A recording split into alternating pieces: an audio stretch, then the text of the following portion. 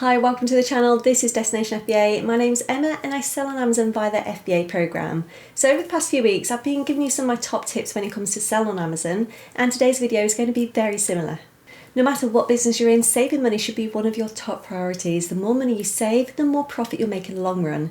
Now, it's really important you know all of your outgoings to the penny so you can make sure you're staying profitable with all of those deals. You don't want to be putting in all that time, all that effort to source the goods, to analyse them, to make the purchase, prep them, send them into Amazon, just to find out you're making very little money, or even worse, you're making a loss because you have not accounted for everything.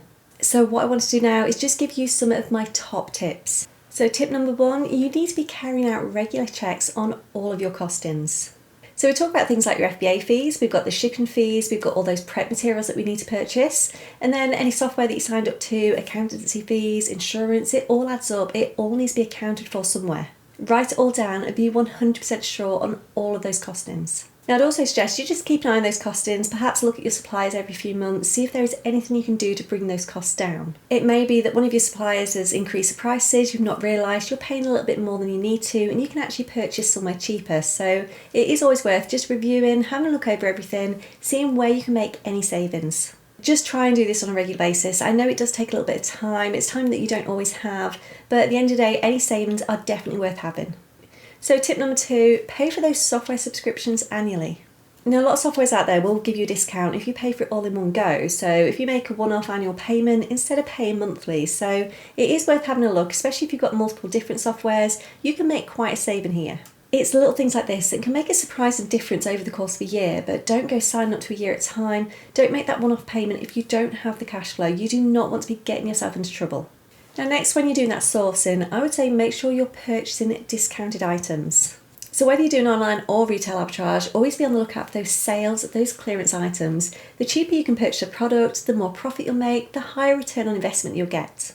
Now, some stores do have a whole section dedicated to those sales and clearance sections, so it's just a case of going through, scanning them, seeing what you can find, but making sure you carry out a thorough analysis before you make any purchase. Now, it could be that some of the items are end of line, they could be end of season, but only make the purchase if you're sure you've got the cash flow available and you've got the storage space if you need to sit on that stock for a little bit of time. Now, if you send seasonal stock into Amazon too early, all this is going to do is cost you more in storage fees. So make sure you check those historical data charts, make sure you know exactly when those items sell. Then my next tip, I would say use cashback sites anytime you're doing online arbitrage.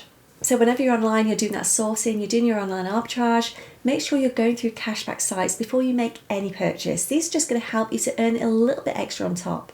Now, some retailers only offer a very small reward, so you might only get 1 or 2%, but other retailers you might get 5%, you might even get 10%.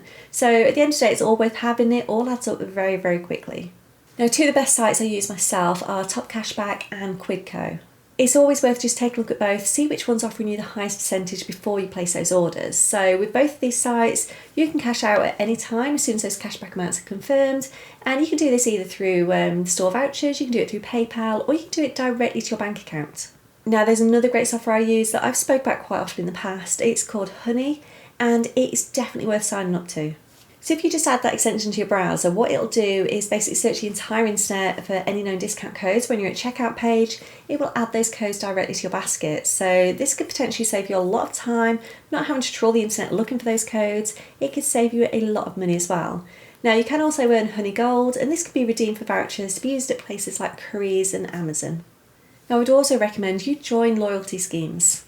So as well as claiming that cashback, I would say join as many store loyalty schemes as you can. Now, this is another great way of saving money. Some you earn points, some you get vouchers off specific products. I have had a lot of free stock just over this past year alone, just by saving those points, converting them to vouchers, use them against my shop in the future.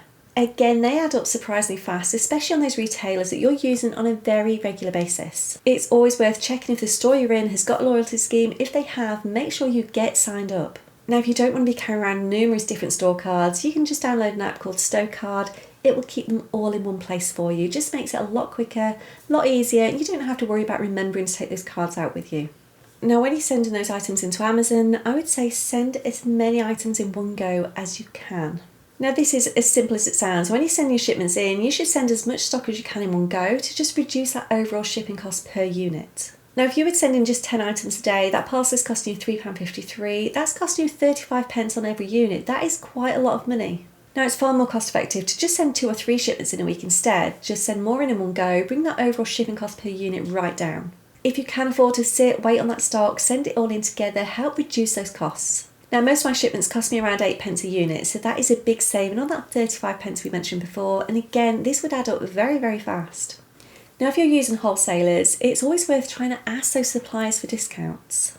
Now this might seem a bit cheeky, but as they say, if you don't ask, you don't get, and you've got absolutely nothing to lose.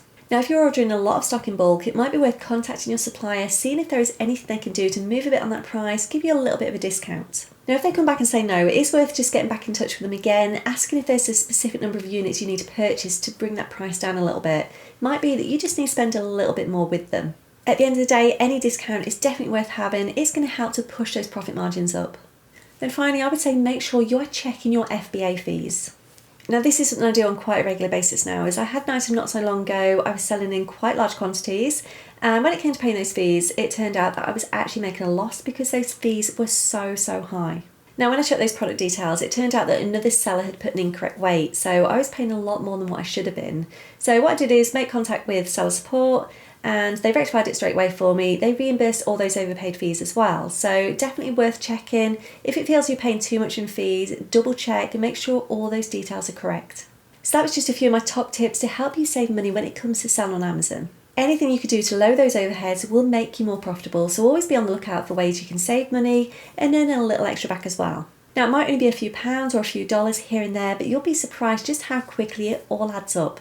Now if you have any questions at all on anything I just spoke about, please do let me know. Pop a comment below, jump over in the Facebook group, I'll do whatever I can to help you out. But for now, that is all from me today, so thank you as always for watching, take care, and I will see you in the next video.